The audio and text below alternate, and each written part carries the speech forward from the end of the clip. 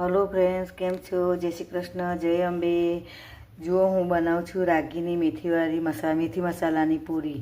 અડધો કપ રાગીનો લોટ લીધો છે અને તેમાં મેં 3-4 ચમચી ઘઉંનો લોટ ઉમેર્યો છે.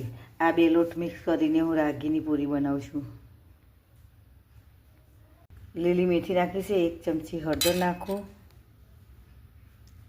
1 ચમચી મરચું, મીઠું સ્વાદ મુજબ,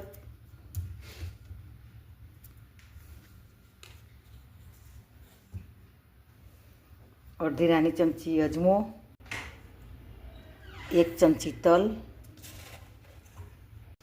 આમાં 1 ચપટી સુગર નાખવાની એટલે આપણી પૂરીઓ કડક થાય થોડી. હવે આપણે તેમાં 2-3 ચમચી આપણે નાખીએ મોવણ.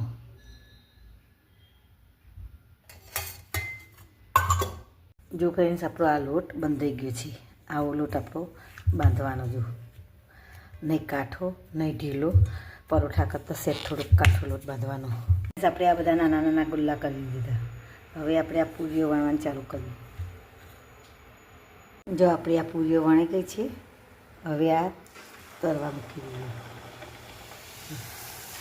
ફ્રેન્ડ્સ, તમે મારી ચેનલ જોતા હોય તો તમે ચેનલને લાઈક કરજો, સબસ્ક્રાઈબ કરજો, કોમેન્ટ કરતા રહેજો. આપણી પૂરી તળાય છે.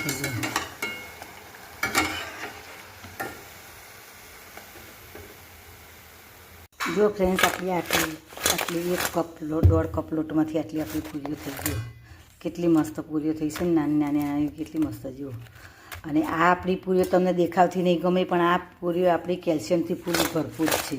જુઓ, આપણા રાગીના લોટની પૂરી એટલે આપણા રાગીનો લોટ આપણા માટે ખૂબ જ સારો છે શરીર માટે. જુઓ છે ને, મસ્ત પૂરી છે. તમે પણ આ રીતે બનાવજો. અને નાના બાળકોને અને મોટાઓને અત્યારે ખૂબ જ આવું બધું ખાતા નથી, બહારનું બધું બહુ ખાતા હોય છે.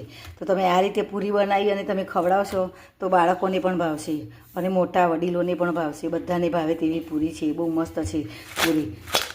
તમે પણ બનાવજો. મારી ચેનલને લાઈક કરજો, સબસ્ક્રાઈબ કરજો. Thank you. આભાર.